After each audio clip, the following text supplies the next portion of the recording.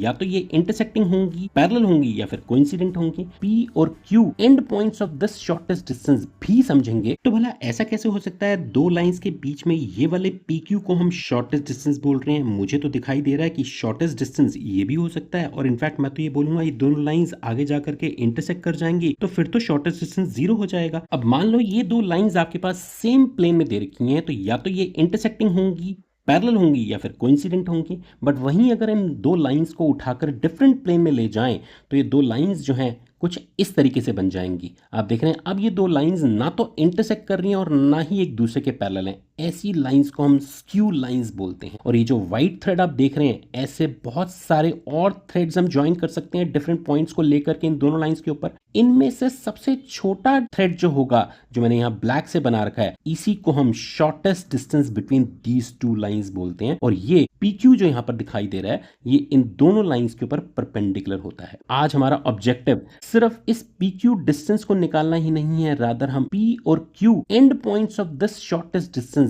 भी समझेंगे, जो कि एक बड़ा ही इंपॉर्टेंट कॉन्सेप्ट है। आ जाओ। अब देखिए CBSE 23 का सैंपल पेपर का ये क्वेश्चन आपको बोल रहा है insect is crawling along one line. मान लेते हैं ये L1 लाइन है और एक L2 लाइन है।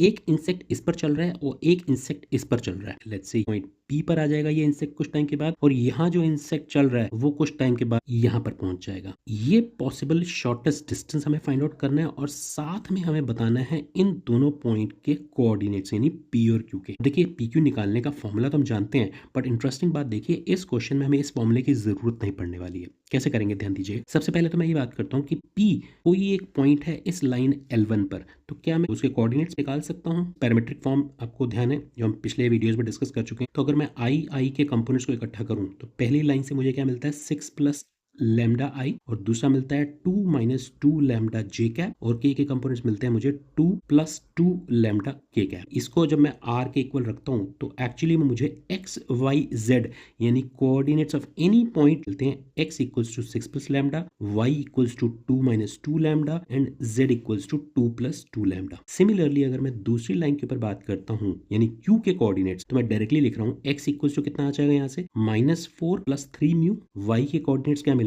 इसमें तो जे है ही नहीं, क्या बचेगा -2 म्यू, एंड जेड के कोऑर्डिनेट्स -1 और ये -2 म्यू। अब ये पॉइंट्स हमें मिल गए हैं पी और क्यू के कोऑर्डिनेट्स। लैम्डा और म्यू की वैल्यू हमें निकालनी होगी और वहां से हमारे कोऑर्डिनेट्स निकल जाएंगे। तो लैम्डा म्यू की वैल्यू निकालने के लिए क्या करेंगे, ध्यान दीजिए, बड़ा इंपॉर्टेंट कॉन्सेप्ट हम समझने जा रहे हैं। ये पी के कोऑर्डिनेट्स हैं और ये क्यू के कोऑर्डिनेट्स हैं। तो अब अगर मैं direction ratios of P Q निकालना चाहूँ तो कैसे निकलेंगे, हम जानते हैं इसका कॉन्सेप्ट क्या होता है, x2 minus x1, y2 minus y1, z2 minus z1। ठीक है, that will give me -4 plus 3 mu minus this -6 minus lambda. आप चाहो तो इसमें से माइनस भी कर सकते हो, बट अगर इसमें से माइनस कर रहे हो तो y और z के लिए भी वही ऑर्डर रखना। ठीक है, ऑर्डर चेंज मत करना। y के लिए क्या आ जाएगा -2 म्यू -2 प्लस 2 लैम्डा, और z के लिए क्या आ जाएगा, it will be -1 -2 mu and -2 lambda. ठीक है, इसको थोड़ा सा सिंप्लीफाई कर लेते हैं। This will be 3 mu minus lambda -10 and the other one would be, ये तो एज इट इज रहने वाला है, ये हो गया -2 म्यू -2 लैम्डा -3।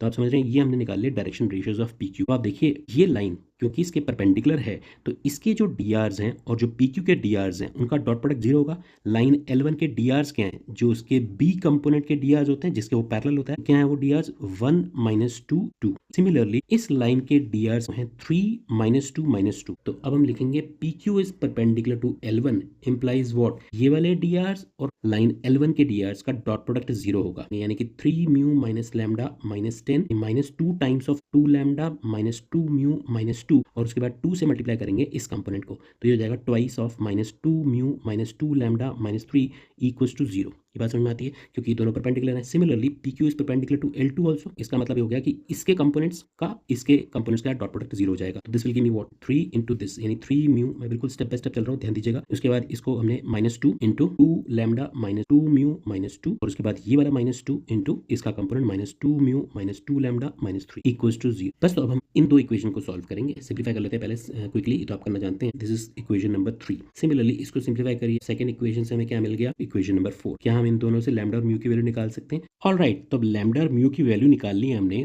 तो अब हमें क्या करना है, हमें तो पी और क्यू के कोऑर्डिनेट्स निकालने थे ना, जो कि हमने पहले ही लैम्डा और म्यू की टर्म्स में निकाल रखे हैं। तो मुझे सिंपली इसमें लैम्डा की और म्यू की वैल्यू पुट कर देनी है। तो देखिए लैम्डा की वैल्यू इसमें पुट करता हूँ तो ये हो जाएगा 5, दिस विल गिव मी 4, और यहाँ पर -1 पुट करता हूँ, दिस विल गिव मी 0। तो कोऑर्डिनेट्स ऑफ पी क्या हो गए, 5 4 0। सिमिलरली इसके अंदर म्यू की वैल्यू 1 पुट कर दीजिए आप, -1 + 4 यानी ये हो गया -1, ये हो गया आपका -2, और ये कोऑर्डिनेट हो गए जी -3। तो पॉइंट क्या बन गया हमारा, -1 -2 -3, ये हो गए हमारे कोऑर्डिनेट्स ऑफ पॉइंट क्यू।